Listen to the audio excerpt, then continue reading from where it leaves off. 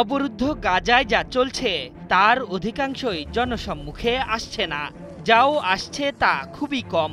তবে গাজায় ভয়াল সব নৃশংসতার প্রত্যক্ষ সাক্ষী খোদ দখলদার সেনারাই। হামাসকে নির্মূল করার অজুহাতে তারা কখনো নির্বিচারে হত্যা করছে, আবার কখনো নিজেরাই ফাঁদে পড়ে জীবন হারাচ্ছে।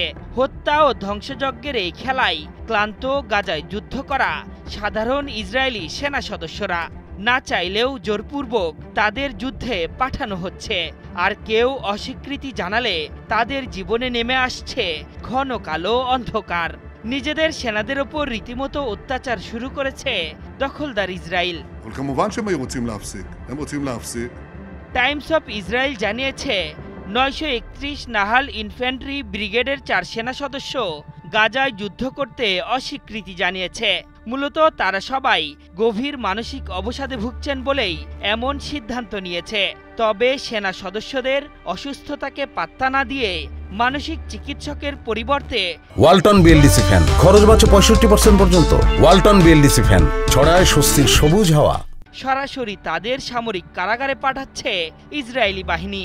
শুরুতে এই তথ্য গোপন করলেও পরে এক বিবৃতিতে আইডিএফ জানিয়েছে যুদ্ধে যাওয়ার মতো পরিস্থিতি থাকলেও কিছু সেনা সদস্য তা প্রত্যাখ্যান করে।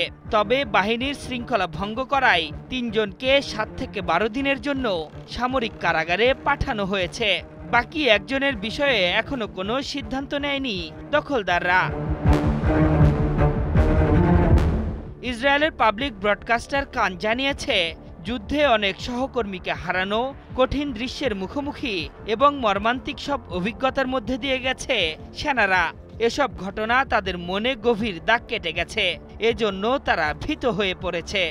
আর এ কারণেই তারা মানসিকভাবে ভেঙে পড়েছে। এই ঘটনার পরিপ্রেক্ষিতে সেনাবাহিনীর ভেতরে মানসিক চাপ ও যুদ্ধ সংশ্লিষ্ট ক্লান্তি আরও স্পষ্ট হয়ে উঠেছে। কিন্তু কমান্ড বজায় রাখতে শাস্তিমূলক প্রক্রিয়া শেষে অভিযুক্তদের সামরিক কারাগারে পাঠিয়েছে ইসরায়েল। এদিকে যুদ্ধ শুরু হওয়ার পর থেকেই ইসরায়েলি সেনা সদস্যদের মাঝে মানসিক স্বাস্থ্য সংকট বেড়ে গেছে। শুধু গত কয়েক সপ্তাহে 4 জন সেনা আত্মহত্যা করেছে বলে জানিয়েছে ইসরায়েলি গণমাধ্যমগুলো। গাজা যুদ্ধ শুরু হওয়ার পর থেকে এ নিয়ে আত্মহত্যার মোট সংখ্যা দাঁড়িয়েছে 19 জনে। এছাড়া গাজায় হামাসের বিরুদ্ধে স্থল অভিযানে এবং সীমান্তে চলমান সামরিক কার্যক্রমে ইসরায়েলের 459 জন সেনা নিহত হওয়ার খবর দিয়েছে আইডিএফ। আশরাফুল ইসলাম, 71।